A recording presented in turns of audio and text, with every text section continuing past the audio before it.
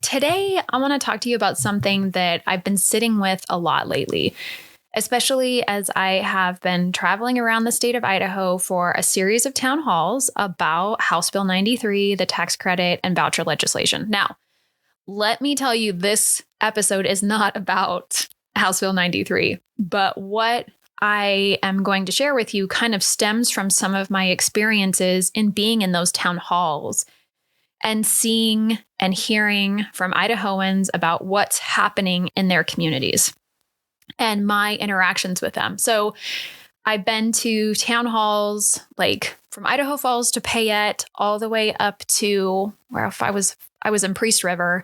And then most recently I was in the Lewiston Moscow area, and I've got a couple more in the middle of October that I'm doing.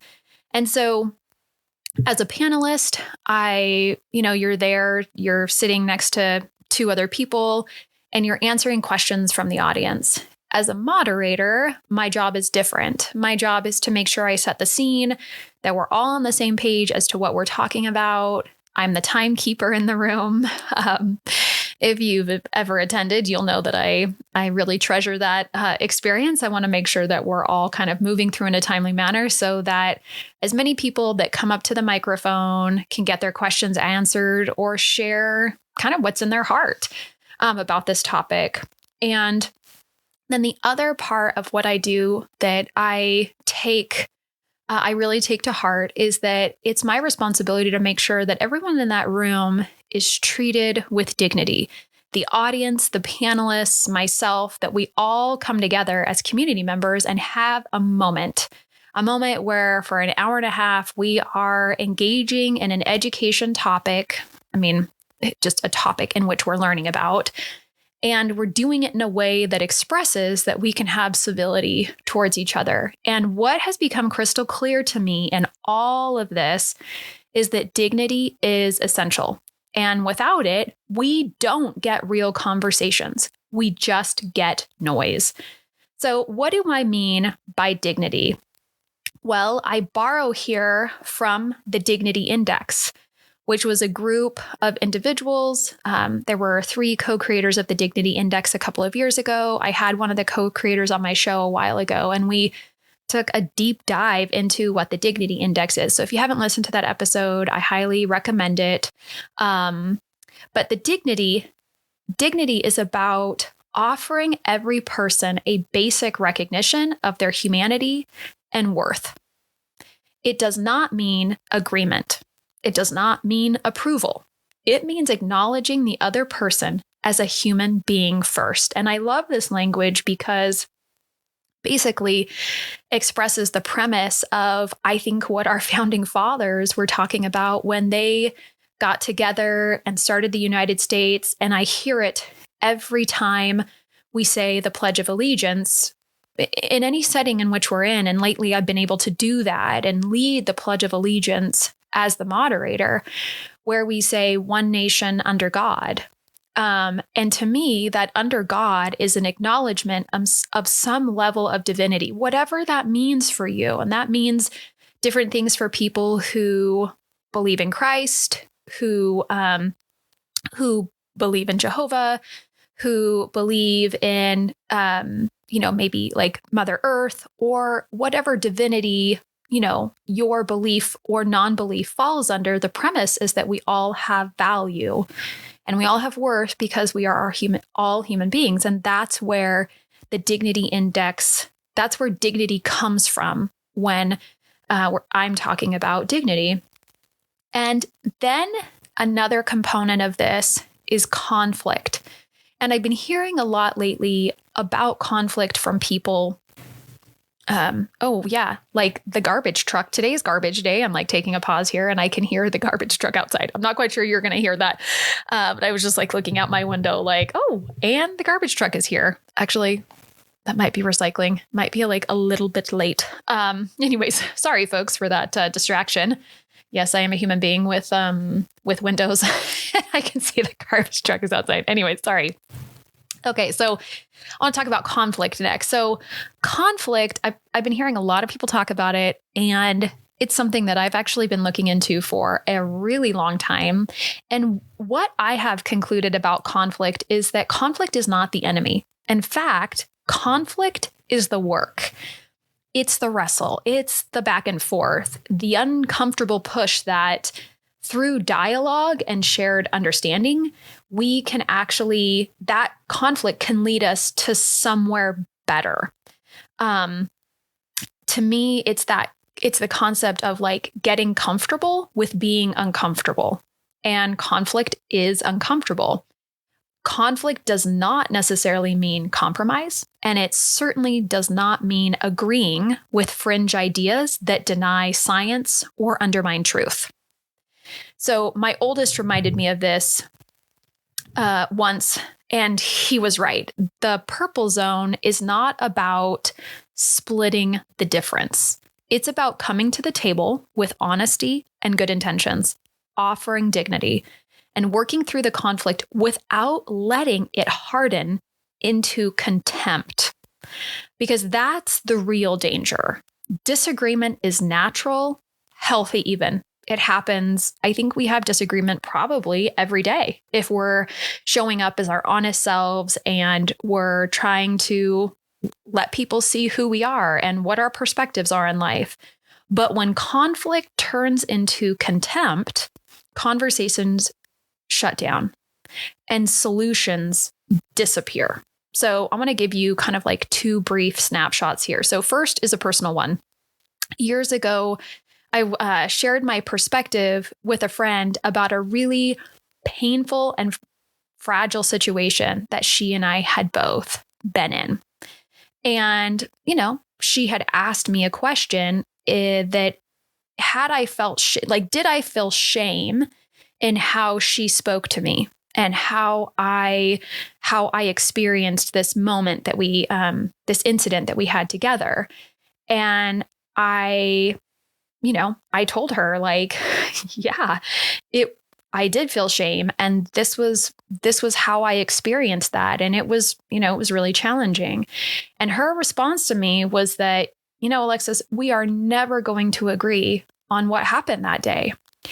And in that moment, the door slammed shut. There was no space for my feelings, no acknowledgement of my experience.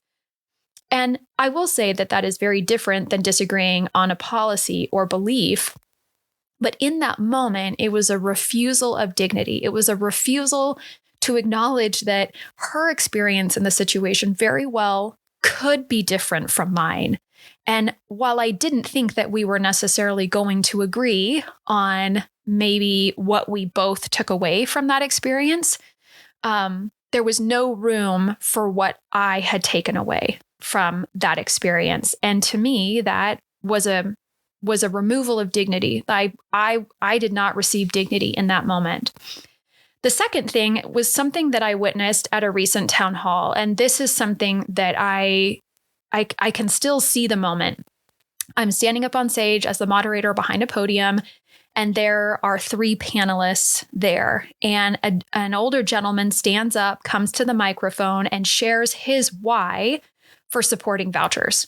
He talks about how he had 10 children and he had put all of them through a private religious school. And then he asked a tough question of the panel.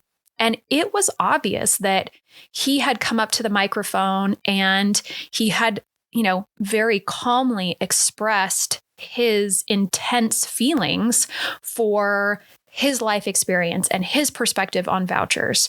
And then he sat down. And one of the panelists, the only male on the panel, looked at this older gentleman and said, "Sir, thank you for coming today and sharing your perspective. And thank you for being the kind of father who loves his kids and values their education enough to do what you thought was best for them." In that moment, the panelist offered dignity first. He did not belittle the man. He did not brush him aside. And after he made those first remarks, the panelists then went on to explain the challenges of using public funds for private schools. And clearly there was a level of disagreement. There were two different perspectives on the topic of vouchers. But you know what? That older gentleman who had gotten up to the microphone, he stayed. He sat in his seat. He listened. And then he nodded to the panelist of an acknowledgement of his insights and his perspective. And both men left that exchange with dignity intact. And that was powerful. So years ago, when my oldest was becoming a teenager, I started something called Table Talk with Teens. It was just kind of almost like a phrase I just casually used.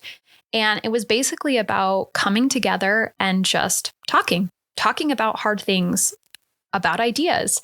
And it really kind of stemmed from the premise that as a parent, and here I am with my husband, and we're working to help our kids navigate the teenage years.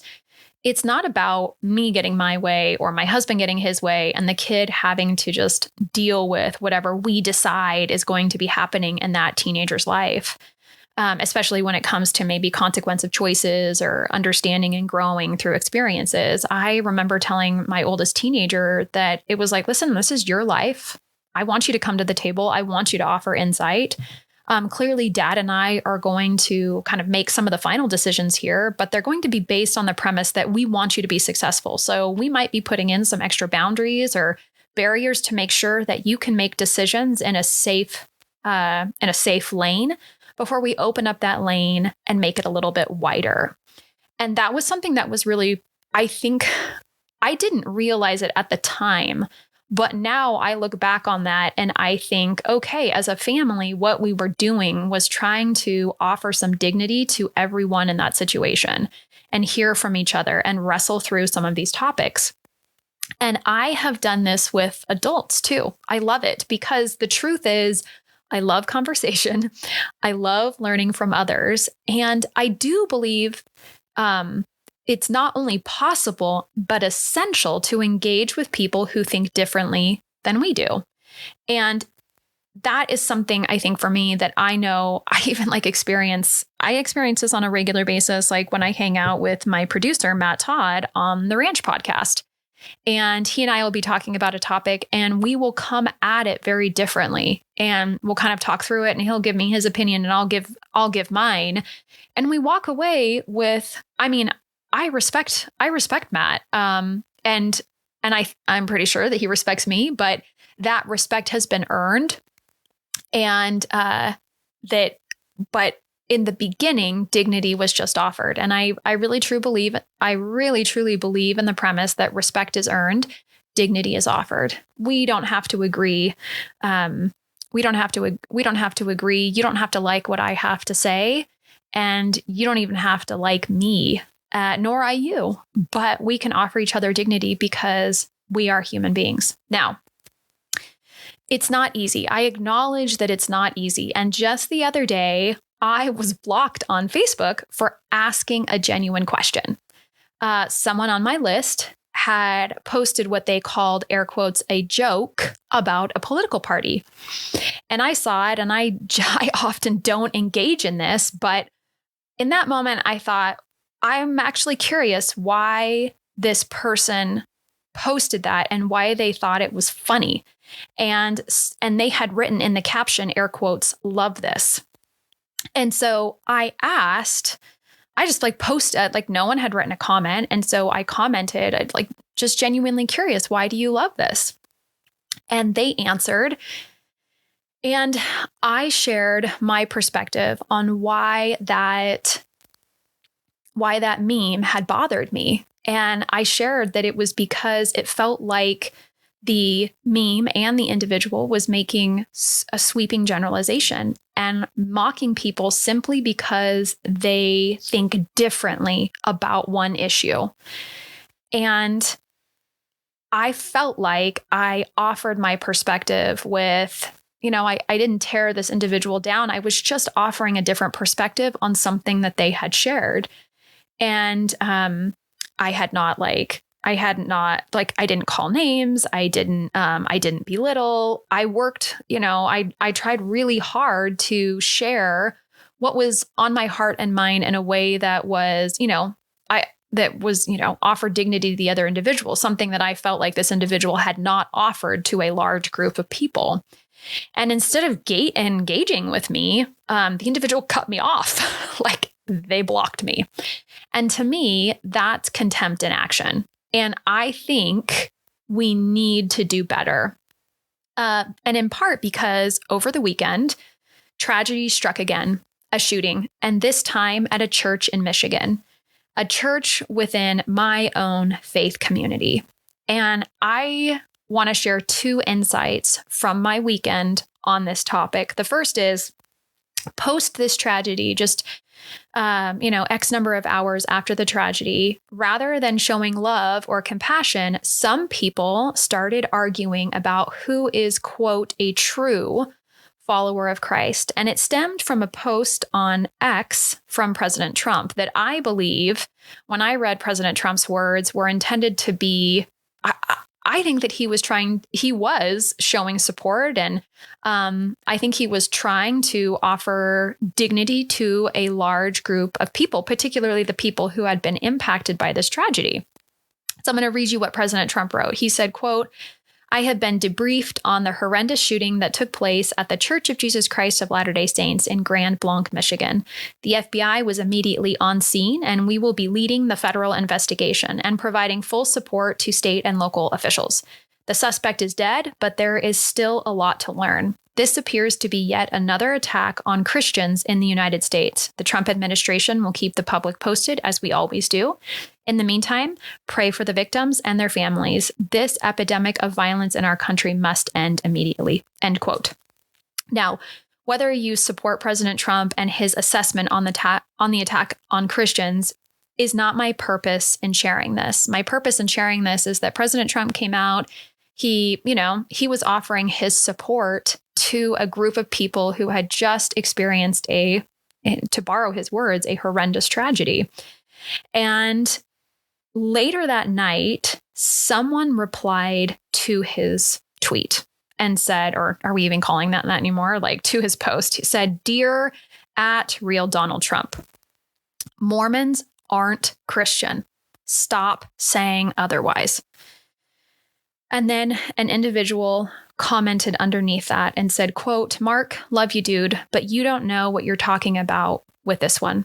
You don't get bonus points for putting down other followers of Christ. I'm not seeing the benefit to you here." End quote. My insight is that, using the dignity index, the 3 different comments would land on different spots on the scale. But the point is this: creating divisions about semantics of who counts as a follower of Christ completely misses the mark. It doesn't offer dignity and incites division instead of dialogue. And it must stop. I genuinely pray that it stops. Now, at my church that day, on Sunday, youth were given a chance to share their feelings in their Sunday school class.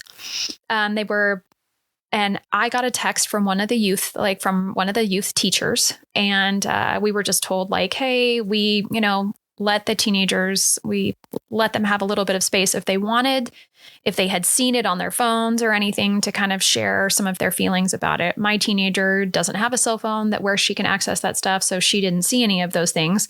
But basically, the text just let parents know, hey, we want you to be aware of like what we let the teenagers have space to talk about, and if you want to continue that conversation at home.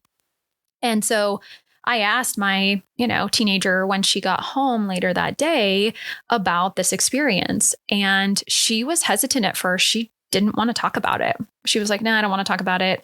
And I tried. What I was curious about was why she, was bothered to talk about it. And what I have learned about my kids is that sometimes they are hesitant to talk about things because they're not quite sure how to articulate what they're feeling. And so, as a mom, I'm trying to give them space to share. And as I'm trying to help her through that, basically she says, like, I don't understand why someone would do this. They were just people at church. And then she continued to share her feelings. And she said, I don't understand why this happens at schools. Kids are there to learn. Why aren't adults helping to solve this problem? And I just looked at her and I thought, she's right. Why aren't we? And I do think that there are some adults who are trying to have these conversations, and they're hard. They're hard conversations to have. But as adults and as Americans, I believe we must do better. Like, I think we must come to the table and wrestle with conflict and not let it dissolve into contempt. I think we need to do better for our kids, for our democracy, and for the communities that we love so much.